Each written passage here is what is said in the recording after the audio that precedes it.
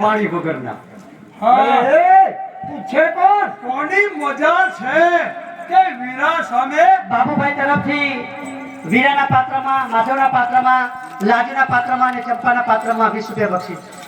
કોની મજા છે કે વીરાના સામે આવે?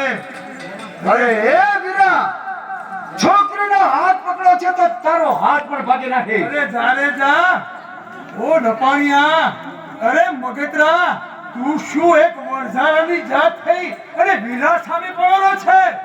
અરે એ મને વણઝારો પણ 5-6 પોઠોનો ધણી છું, તું જાણે છે? જેના ઠામ ઠેકાણાને કઈ ખબર નથી, ગામ ગરસની કઈ ખબર નથી, અને આ એક વણઝારાની જાત એ કે રેવાના ઠેકાણા નથી અને પોઠોમાં પડ્યો છે અને વીરા સામે બોલે છે. અરે મારા હાથાનું નામ તે અમારા નાતની અંદર પ્રખ્યાત છે, તું જાણે છે? એ પણ ક્યાં ખબર છે કે વીરો પણ એક પટણનો દીકરો છે. અરે એ નપાણિયા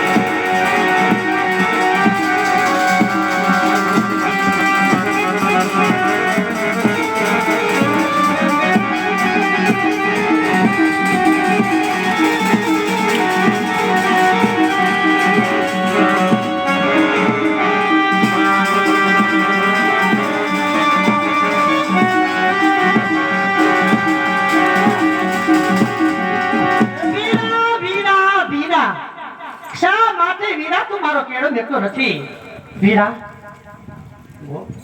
વીરો રાજુ, તને ક્યાં ખબર છે કે જે દી તને પરણીને વીરો લઈ જશે તે દી તારો હું અંધો કેળો મૂકી દઈશ. વીરા મેં કહ્યું કે એ અબરકા તારા ક્યારે પૂરા ન થાય. જાણો છો વીરા, તું મારી મોરલી પાસે અને મારી પાછળ તું ગાનો દીવાનો બન્યો છે. તો વીરા આથી લાજુ જો આ મોરલી વગાડી તો મને ઠાકર જાણીને આ છે.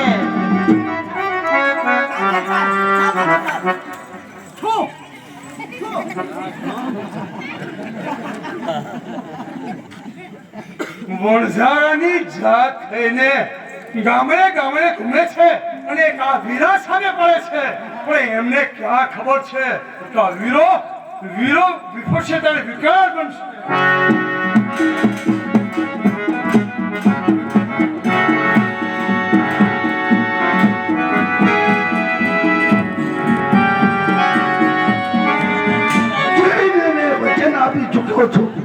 છતાં એ પટેલની દીકરી છે, પણ મેં આજે ના પાડી છે કે મારો દીકરો માધવ રાજુને ચાહે છે, તો આ સંબંધ ન થાય તો સારું છે, પણ વચન આપી ચૂક્યો છે.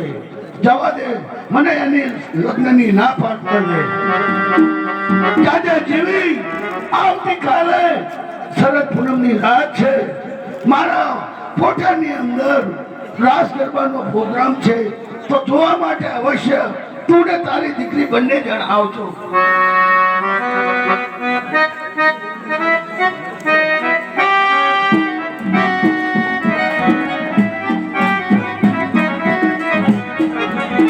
છે